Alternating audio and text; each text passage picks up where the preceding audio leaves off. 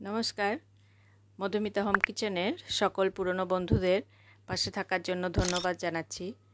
আর নতুন বন্ধুদের স্বাগত জানিয়ে শুরু করছি আজকের রেসিপি। এখন আমের সিজন, তাই আম দিয়ে একটা রেসিপি শেয়ার করব। অল্প কিছু উপকরণ দিয়ে খুব সহজ আর খুব টেস্টি একটা রেসিপি আজ বানিয়ে দেখাবো। ছোট থেকে বড় সকলেই এটা খুব পছন্দ করবে, বিশেষ করে যারা মিষ্টি জাতীয় জিনিস খেতে ভালোবাসে। রেসিপিটা ভালো লাগলে অবশ্যই লাইক, কমেন্ট এবং বন্ধুদের সাথে শেয়ার করবেন। প্রথমে কিছু উপকরণ মাপ করে রেডি করে রাখবো। এর জন্য প্রথমে নিয়ে নিলাম 3/4 কাপ সুজি, 3/4 কাপ আমের পাল্প। আম খোসা ছাড়িয়ে ছোট টুকরো করে মিক্সিতে পেস্ট করে নিয়ে ছেঁকে নিয়েছি।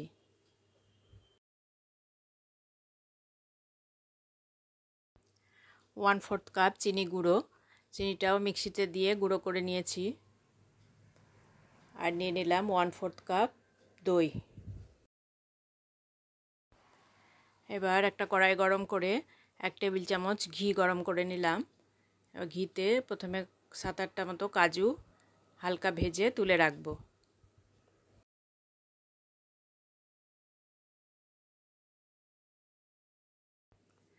বাকি ঘিয়ের মধ্যে 3/4 কাপ সুজি যেটা মাপ করে রেখেছিলাম সেটা দিয়ে দিলাম।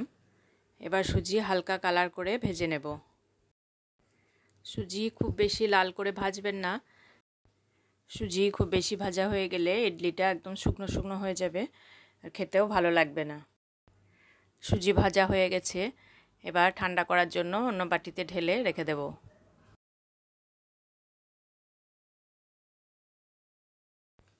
সুজি ঠান্ডা হয়ে গেছে, এবার দিয়ে দিলাম চিনি গুঁড়ো, দই আর আমের পাল্প। 1/4 চা চামচ লবণ দিয়ে দিলাম। এবার সব উপকরণ ভালো করে মিশিয়ে নেব। দইটা কতটা ঘন বা পাতলা আছে তার উপরে কিছুটা নির্ভর করছে আমের পাল্প কতটা লাগবে। সেজন্য প্রথমে আমের পাল্পটা পুরোটা না দিয়ে একটু ধাপে ধাপে মেশাবেন। এবার ঢাকা দিয়ে আধ ঘন্টা রেখে দেব যাতে সুজিটা কিছুটা ফুলে যায়। আধ ঘন্টা পর সুজি কিছুটা ভিজে ফুলে উঠেছে, ব্যাটারটাও দেখুন কিছুটা ঘন হয়ে এসেছে। এই সময় খুব বেশি ঘন মনে হলে সামান্য একটু জল বা আমের পাল্প মিশিয়ে নিতে পারেন।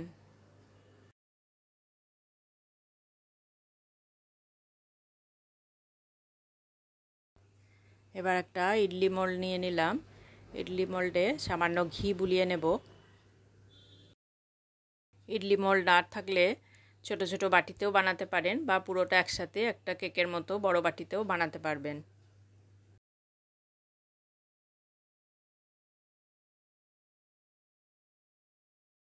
এবার ব্যাটারের মধ্যে দিয়ে দিলাম 1/4 চা চামচ বেকিং সোডা বা খাবার সোডা যেটা বলি আমরা।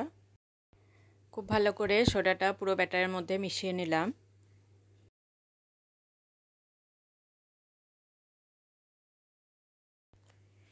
ভেজে রাখা কাজুগুলো 2 টুকরো করে কেটে নিয়েছি। এবার অর্ধেকটা করে অংশ প্রথমে ইডলি স্ট্যান্ডের মধ্যে রেখে দিচ্ছি। এটা সম্পূর্ণ অপশনাল, তবে কাজুটা দিলে পরে খেতে বেশ ভালো লাগে। এবার উপর থেকে ব্যাটারটা অল্প অল্প করে দিয়ে দেব। ব্যাটারটা পুরো ভর্তি করে দেব না, কারণ স্টিম হওয়ার পরে অনেকটা করে ফুলে উঠবে। 4 ভাগে 3 ভাগ মতো দেব।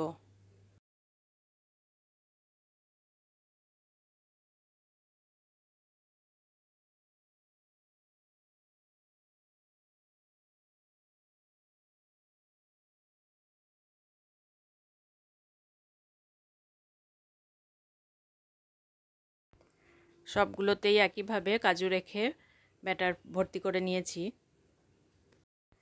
অন্যদিকে একটা কুকারের মধ্যে 1 কাপ মতো জল দিয়ে ফুটাতে বসিয়ে রেখেছি।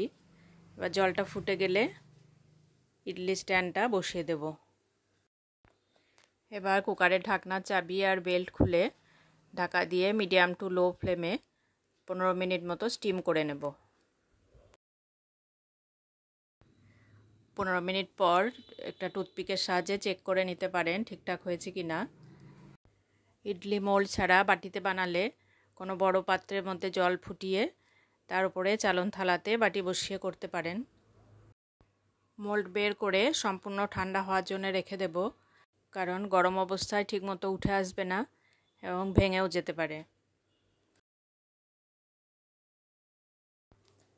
সম্পূর্ণ ঠান্ডা হওয়ার পর একটা চামচের সাহায্যে ধারে একটু প্রেসার দিলেই খুব ভালোভাবে তোলা যাবে। সম্পূর্ণ ঠান্ডা হলে তবে এটা খেতে বেশি ভালো লাগে। ঠান্ডা করে টিফিন বক্সে ভরে নর্মাল ফ্রিজে রাখলে 2 দিন পর্যন্ত রেখে খেতে পারবেন। দেখুন কত সুন্দর ফুলেছে আর দারুণ সফটও হয়েছে। রেসিপিটা ভালো লাগলে বাড়িতে অবশ্যই একবার ট্রাই করবেন আর কেমন লাগলো জানাবেন। আর আমার চ্যানেলে যদি নতুন বন্ধু হয়ে থাকেন তাহলে চ্যানেলটিকে সাবস্ক্রাইব করে পাশে দেয়া বেল আইকন প্রেস করে দেবেন, তাহলে নতুন রেসিপি আপলোড দিলেই আপনার কাছে নোটিফিকেশান সবার আগে পৌঁছে যাবে। নতুন আরেকটা রেসিপি নিয়ে ফিরে আসবো পরের ভিডিওতে। সকলে ভালো থাকবেন, সুস্থ থাকবেন।